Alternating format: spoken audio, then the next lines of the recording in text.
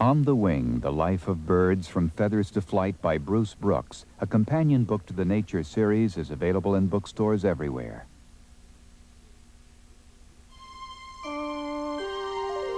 This is PBS. The wolf, a predator, and his prey. From this fierce hunter descended the sheepdog. And instead of hunting his prey, the sheepdog, like this border collie, now guards them.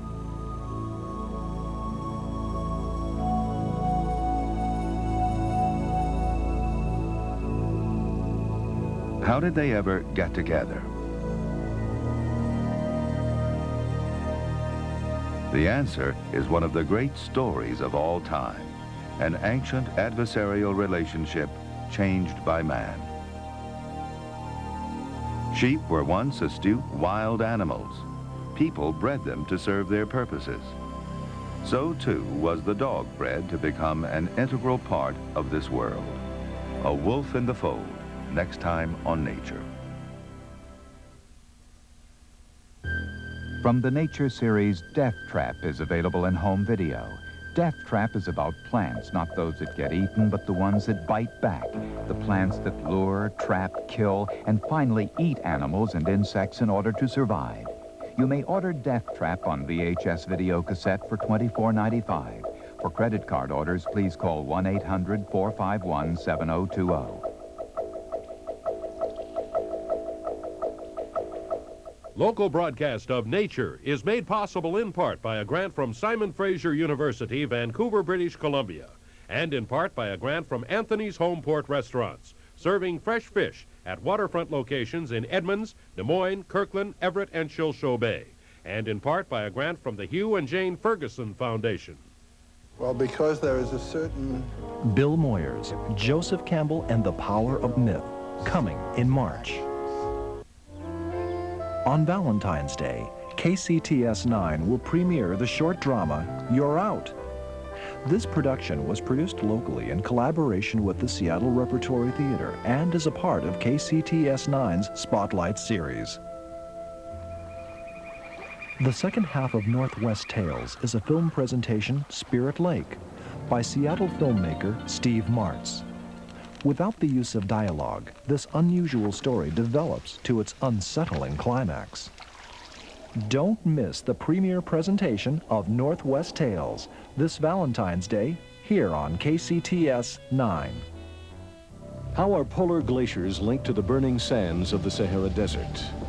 Join us in a search for ice that flows and ancient riverbeds buried beneath the sands. Riddles of sand and ice, next time on The Miracle Planet. Examine the legacy of huge ice flows, Monday at 8. Tonight's broadcasting on KCTS-9 is made possible in part by a grant from Puget Sound Power and Light Company. The energy starts here. When do we start talking about drugs to our children? Well, I think we should start talking about drugs to our children as soon as we start talking to our children. I know when. We need to start behind crib bars, not prison bars. Watch Hard Drugs, Hard Choices. Get down to the critical questions on drugs, tonight at 10.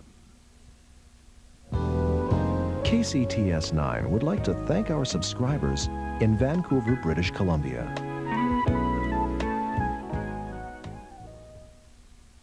The following program contains language which some persons may find objectionable. Viewer discretion is advised.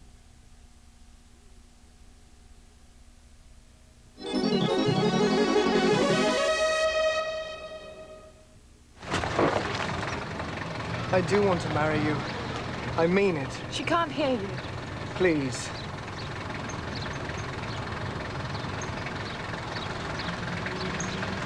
She's going to chuck herself in, I think. She? I'll go and give her a hand. What's going on? Hold on!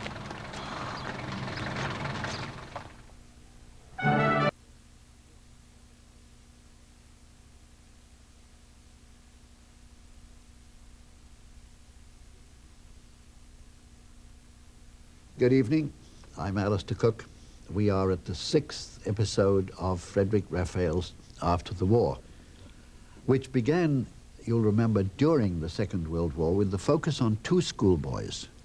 Michael Jordan, middle-class boy, son of a prosperous Jewish lawyer, and Joe Hirsch, a German boy, refugee from Hitler's Germany, son of a Jewish carpenter who had survived the tortures of a concentration camp. Now, down the years, these two have gone their separate ways, and for long stretches were out of touch, but we saw that at the end of the 50s, they came together because they happened to have drifted into the same small world, the world of television, theater, publishing, the commerce of the arts that always require a moneyed sponsor. Joe Hirsch has turned into a tough entrepreneur, publisher of a glossy magazine, backed by a real estate tycoon who is the father of his mistress.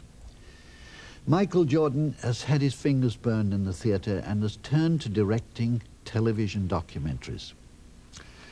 It is not a lucrative profession, and Joe Hirsch decides to help Michael and himself by persuading Michael to make a film about a property development that the tycoon would like to put up on a large piece of land that encloses a treasured church, St. George's. Treasured, that is, by conservationists. Joe gives Michael carte blanche in the hope that Michael's earnest documentary style will soothe and pacify the conservationists. Well, the interested parties meet for a weekend at the country house of a famous actor whose wife, Irene, a slightly fading beauty, is not reassured by the presence of her husband's mistress. There's a special dinner party, the pretext for which is the unveiling of a portrait of Irene by the famous artist Guy Falcon. It is a wistful picture of a disenchanted woman, and it devastates Irene. She takes it off to her bedroom to burn it, and whether by accident or design, she dies in the fire. Arsonists have also been at work that night on St. George's, which is burned to the ground. And Michael is not the only one who wonders if the tycoon had a hand in it, because the tycoon very briskly sells the land to another developer.